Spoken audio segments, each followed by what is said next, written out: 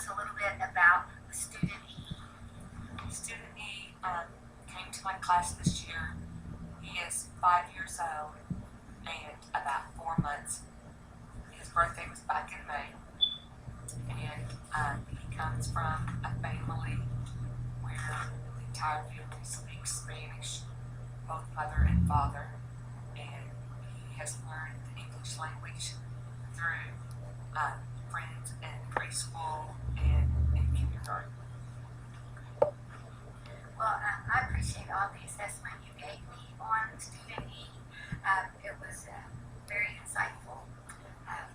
He has lovely handwriting, as you can see here.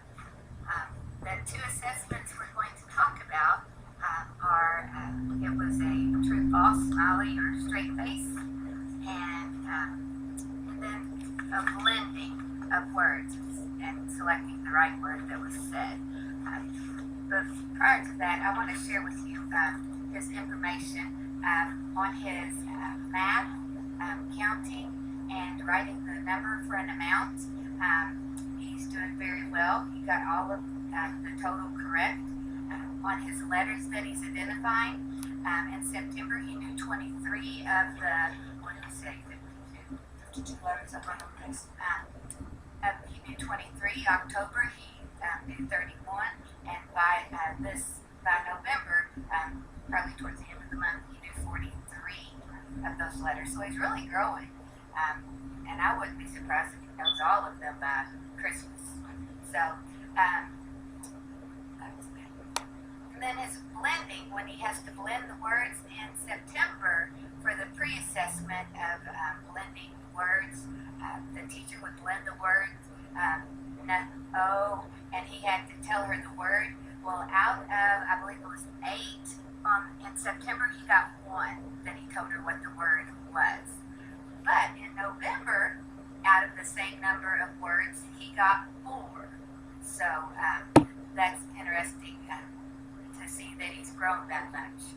His sight words, just identifying those words in English, he has, at this time, at the beginning, he knew 7 of 16, like say September. And then in November this month, he's got 10 for 10 of the newer sight words. And so, I mean, that's really good. And considering that mother speaks no English, that's where he struggles, Miss Light said, is with homework and getting those, like practicing sight words and things.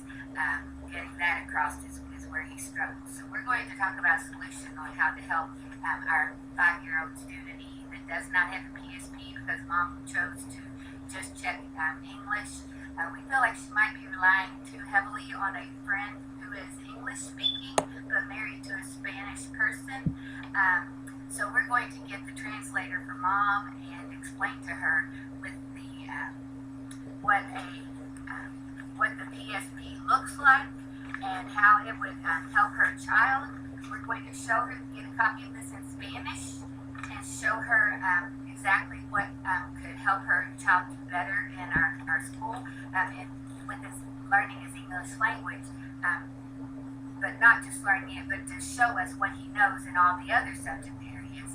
That's what PSP is for, is to support his learning in the other academic areas, to show what he truly knows.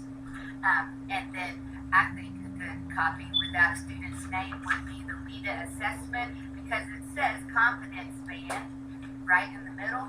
And if she can see what those mean and that she can see him grow each year, I don't see how she would say no to that, because they're very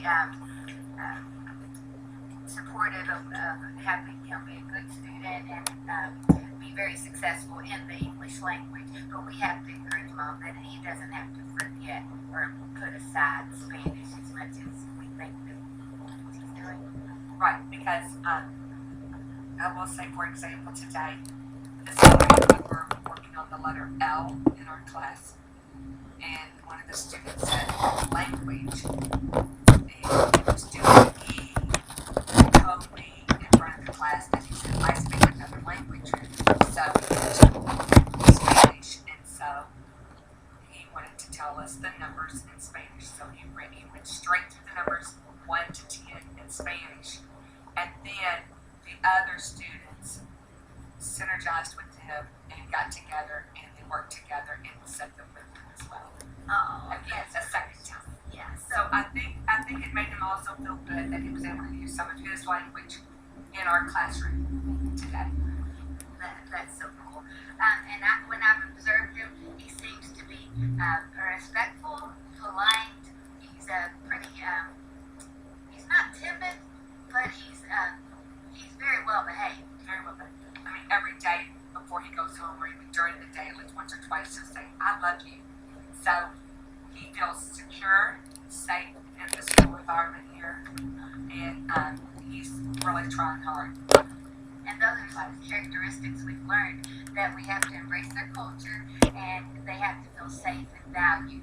And he definitely feels valued. And I think that just really warmed him up today. And I hope he went home and just chatted and told his mom all about it. So I'm going to move right to the assessment that I found was interesting.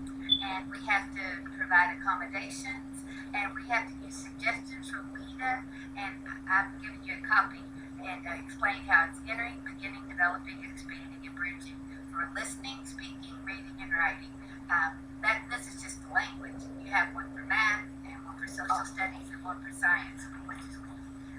Because this little fellow's doing well with his subject matter, and we want him to grow as much as he can in his subject matter and pick up his English along the way as just through the daily routine. So about the they are descriptors.